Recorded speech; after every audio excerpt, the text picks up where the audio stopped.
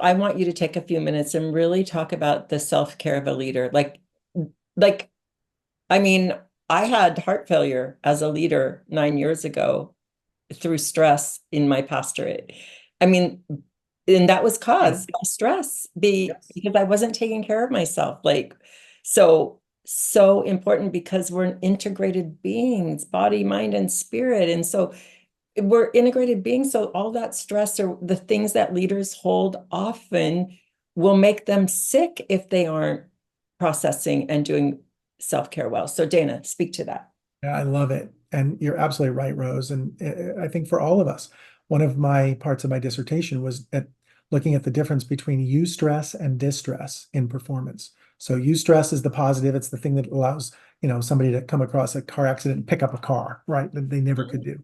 And distress is obviously the thing that takes them out. We live in a world of distress. We live in a world of conflict. Doesn't take, we could walk right, into any one of our homes, our businesses, our workplaces, our churches, and our organizations and see conflict constantly, and it weighs. So part of this is remembering like that idea of the notion of positive behavior, behavior that gets praised, that gets repeated, right? Positive, what am I telling myself? You're a failure. You have to do this all by yourself. What's the self-talk? What do I Yeah. wake up? What's my meditation? What's my what am I telling myself? And remember that praise or positive, it triggers that dopamine release in our bodies, which is the feel good chemical in our brains that helps us cover. It's the thing that, and I think so many of us don't tap into that. And what we run around with is all this negative stress and all of the hormones that get released along those lines. And if we start to measure those cortisol levels, we're going to start to see things that we don't want to see, and that's Right. building up and never gets released. So self-care, Sabbath. Yeah, I can tell you when those hormones build up to a place, they turn to plaque in your system. You will either have a stroke or a heart attack. And mine was my heart. So Yep. yeah, it's not good. No. Okay. So how do So we prevent those? And we're going to prevent those by how do I take the time? And the good Lord made the world and then he rested. It says it. So if that's a good place to start, like I need a Sabbath. It doesn't have to be Sunday. If I'm in the ministry and Sunday's my, Super Bowl day, right? Well, then that's not a best day. Then I need a day, but I have to protect that day. And I have to do things that fill my tank. I also have to do things not just on that day, but to get exercise, to eat, start looking at my diet and I start going, that's not going to go so well. So I exercise, diet, those things that we all know. But the self-care part, how does self-care work? It works differently for different people. It's time, it's time alone, it's time maybe with one person, it's conversation, it's having that person, I call them your balcony people. Who is cheering you on that you need to plug into on a periodic basis? Who is your 2 a.m., 3 a.m. list? That could be those people. It doesn't have to be that I have to call them at 2 or 3 a.m., but who would wake up if I needed to call them? I know I could call them at 2 or 3 a.m. They would say, oh, like they wake up and go, oh my gosh, what's going on? How can I be with you? We need to have people in our lives that are our relief valve.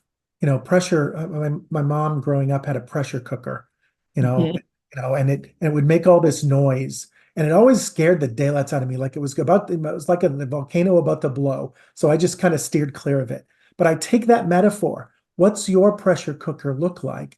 And where's the steam release valve that is getting created on a regular basis, that's scheduled, that's time, whatever that looks like, music, time alone, journaling. I am a big proponent of journaling. I don't care if you write, sentences. I don't care if you write disparate thoughts. I don't care. Get it out.